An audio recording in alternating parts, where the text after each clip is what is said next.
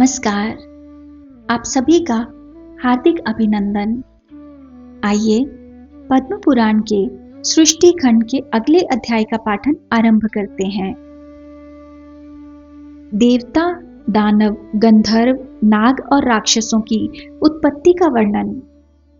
भीष्म जी ने कहा, गुरुदेव, देवताओं, दानवों, गंधर्वों, नागों और राक्षसों की उत्पत्ति का आप विस्तार के साथ वर्णन कीजिए। पुलस्त्य जी बोले, गुरुनंदन, कहते हैं पहले के प्रजा वर्ग के सृष्टि संकल्प से, दर्शन से तथा स्पर्श करने से ही होती थी, किंतु प्रचेताओं के पुत्र दक्ष प्रजापति के बाद मैथुन से प्रजा की उत्पत्ति होने लगी। दक्ष ने आदि में जिस प्रकार प्रजा की सृष्टि की उसका वर्णन सुनो। जब वे पहले के नियमानुसार संकल्प आदि से देवता, ऋषि और नागों की सृष्टि करने लगे, किंतु प्रजा की वृद्धि नहीं हुई, तब उन्होंने मैथुन के द्वारा अपने पत्नी विरणी के गर्भ से 60 कन्याओं को जन्म दिया। उनमें से उन्होंने 10 धर्म को, 13 कश्यप को, 27 चंद्रमा को, 4 अरिष्टनेमि को, 2 भृगुपुत्र को, 2 बुद्धिमान कृशाश्व को तथा 2 महर्षि अंगिरा को ब्याह दी। वे सब देवताओं की जननी हुई। उनके वंश विस्तार का आरंभ से ही वर्णन करता हूँ, सुनो। अरुंधति, वसु, जामी, लंबा, भानु, मरुत्वती, संकल्पा, मुहूर्ता, साध्या और विश्वा, ये 10 धर्म की पत्नियां बताई गई हैं। इनके पुत्रों के नाम सुनो। विश्वा के गर्भ से विश्वदेव हुए। साध्या ने साध्य नामक देवताओं को जन्म दिया। मरुत्वती से मरुत्वान नामक देवताओं की उत्पत्ति हुई। वसु के पुत्र 8 वसु कहलाए। भानु से भानु और मुहूर्ता से मुहूर्ताभिमानी देवता उत्पन्न हुए। लंबा से घोष, जामी से नागविथि नाम की कन्या तथा अरुंधति के गर्भ से पृथ्वी पर होने वाले समस्त प्राणी उत्पन्न हुए। संकल्प से संकल्पों का जन्म हुआ। अब वसु की सृष्टि का वर्णन सुनो।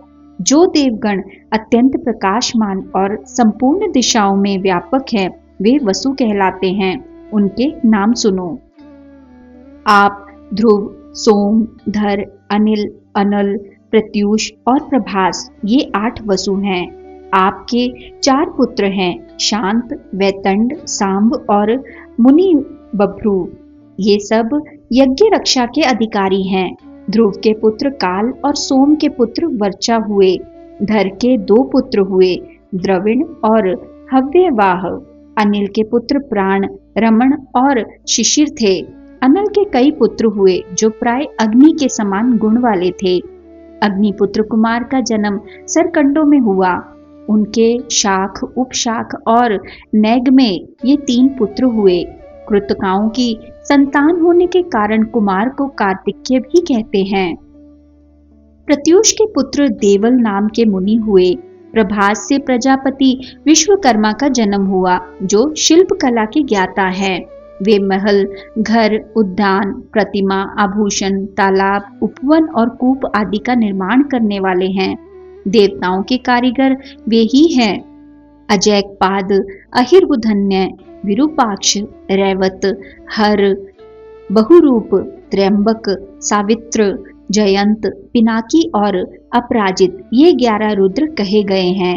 ये गणों के स्वामी हैं। इनके मानस संकल्प से उत्पन्न 84 करोड़ पुत्र हैं, जो रुद्रगण कहलाते हैं। वे श्रेष्ठ त्रिशूल धारण किए रहते हैं। उन सबको अविनाशी माना गया है। जो गणेश्वर संपूर्ण दिशाओं में रहकर सबकी रक्षा करते हैं, वे सब सुरभि के गर्भ से उत्पन्न उन्हीं के पुत्र पौत्रादि हैं। अब मैं कश्यप जी की स्त्रियों से उत्पन्न पुत्र पौत्रों का वर्णन करूंगा। अदिति, दिति, दनु, अरिष्ठा, सुरसा, सुरभि, विंता, ताम्रा, क्रोधवशा, इरा, कद्रु, खसा और मुनि, ये कश्यप जी की पत्नियों के नाम हैं। इनके पुत्रों का वर्णन सुनो। चाक्षुष मनवंत्र में जो तुषित नाम से प्रसिद्ध देवता थे, वे ही वैवस्वत मनवंत्र में 12 आदित्य हुए। उनके नाम हैं इंद्र, धाता, भग, त्वष्टा, मित्र, वरुण, अर्यमा, विवस्वान, सविता, पुषा, अंशुमान और विष्णु। यह सहस्त्रों किरणों से सुशोभित 12 आदित्य माने गए हैं। इन श्रेष्ठ पुत्रों को देवी अदिति ने मरीचि नंदन कश्यप के अंश से उत्पन्न किया था। कृशाश्व नामक ऋषि से जो पुत्र हुए उन्हें देव प्रहर्ण कहते हैं।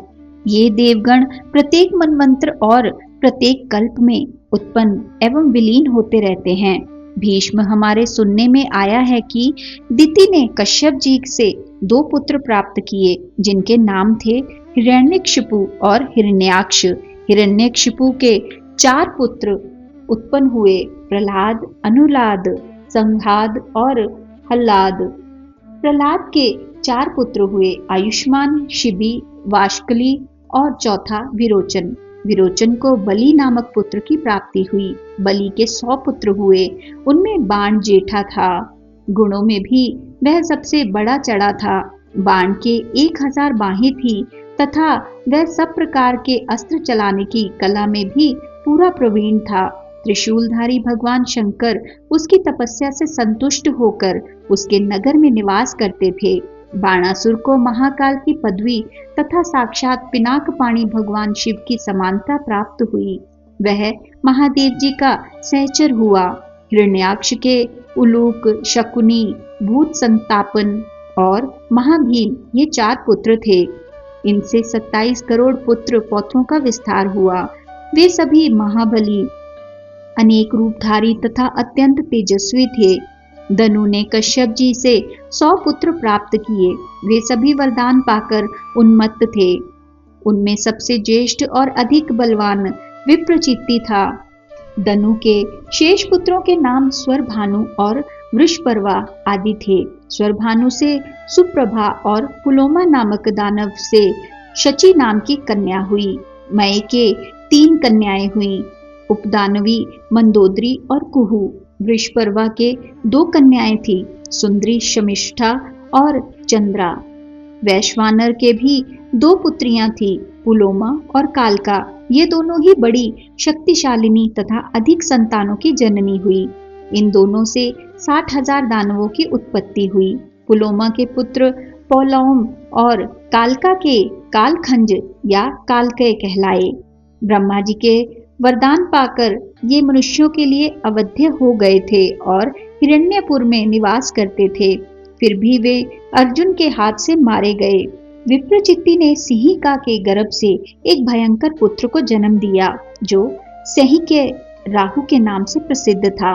हिरण्यकशिपु की बहन सिंहिका के कुल 13 पुत्र थे, जिनके नाम ये हैं: कंस, शंख, नल, वतापी, इलवल, नमुची, खसरुण, अंजन, नरक, कालनाभ, परमाणु, कल्पवीर्य तथा धनुवंश विवर्धन। संहाद दैत्य के वंश में निवातक वचों का जन्म हुआ। वे गंधर्व, नाग, राक्षस एवं संपूर्ण प्राणियों के लिए अवध्य थे, परंतु वीरवर अर्जुन ने संग्राम भूमि में उन्हें भी बलपूर्वक मार डाला। ताम्रा ने कश्यप जी के वीर्य से 6 कन्याओं को जन्म दिया, जिनके नाम है शुकी, शयनी, भासी, सुगृध्री, गृध्रिका और शुचि। शुकी ने शुक और उल्लू नाम वाले पक्षियों को उत्पन्न किया। शयनी ने शयनों, बाजों को तथा भासी ने कुरर नामक पक्षियों को जन्म दिया। गृध्री से गृध्र और सुगृध्री से कबूतर उत्पन्न हुए और शुचि ने हंस, सारस, कारंड एवं पल्व नाम के पक्षियों को जन्म दिया। यह ताम्रा के वंश का वर्णन हुआ। अब विंता के संतानों का वर्णन सुनो। पक्षियों में श्रेष्ठ गरुड़ और अरुण विंता के पुत्र हैं तथा उनकी एक सौदामनी नाम की कन्या भी है, जो यह आकाश में चमकती दिखाई देती है। अरुण के 2 पुत्र हुए, संपाति और जटायु। संपाति के पुत्रों का नाम बभ्रू और शीघ्रग है। इनमें शीघ्रग विख्यात है। जटायु के भी 2 पुत्र हुए, कर्णिकार और शतगामी। वे दोनों ही प्रसिद्ध थे। इन पक्षियों के असंख्य पुत्र पौत्र हुए। सुरसा के गर्भ से 1000 सर्पों की उत्पत्ति हुई तथा उत्तम व्रत का पालन करने वाली कद्रु ने 1000 मस्तक वाले 1 सहस्त्र नागों को पुत्र के रूप में प्राप्त किया। उनमें 26 नाग प्रधान एवं विख्यात हैं: शेष, वासुकी, करकोटक, शंख, ऐरावत, कंबल, धनंजय, महानील, पद, अश्वतर, तक्षक, एलापत्र, महापद्म, धृतराष्ट्र, बलाहक, शंखपाल, महाशंख, पुष्पदंत, सुभावन, शंखरोमा, नहुष, रमण, पाणिनि, कपिल, दुर्मुख तथा पतंजलि मुख, इन सबके पुत्र पौत्रों की संख्या का अंत नहीं है। इनमें से अधिकांश नाग पूर्व काल में राजा जनमेजय के यज्ञ मंडप में जला दिए गए। क्रोधवशा ने अपने ही नाम के क्रोध वंश संज्ञक राक्षस समूह को उत्पन्न किया। उनकी बड़ी बड़ी दाढ़ें थी। उनमें से 10 लाख क्रोधवश भीमसेन के हाथ से मारे गए। सुरभि ने कश्यप जी के अंश से रुद्रगण, गाय, भैंस और सुंदरी स्त्रियों को जन्म दिया। मुनि से मुनियों का समुदाय तथा अप्सराएं प्रकट हुई। अरिष्टा ने बहुत से किन्नरों और गंधर्वों को जन्म दिया। इरा से तृण, वृक्ष, लताएं और झाड़ियां, इन सब की उत्पत्ति हुई। खसा ने करोड़ों राक्षसों और यक्षों को जन्म दिया। भीष्म, ये सैकड़ों और हजारों कोटियां कश्यप जी की संतानों की हैं। यह स्वारोचिष मनवंत्र की सृष्टि बताई गई है। सबसे पीछे दिति ने कश्यप जी से 49 मरुद गणों को उत्पन्न किया, जो सब के सब धर्म के ज्ञाता और देवताओं के प्रिय हैं। इसी के साथ आज के इस पाठन को हम यहीं पे विराम देते हैं और अगले अध्याय के पाठन के लिए हमारे साथ फिर से जुड़िएगा। आइए साथ मिलकर श्री विष्णु जी के इस सुंदर मंत्र से आज का समापन करते हैं। ओम नमो भगवते वासुदेवाय। ओम नमो भगवते वासुदेवाय। ओम नमो भगवते वासुदेवाय। ओम नमो भगवते वासुदेवाय। ओम नमो भगवते वासुदेवाय। ओम नमो भगवते वासुदेवाय। ओम नमो भगवते वासुदेवाय। धन्यवाद।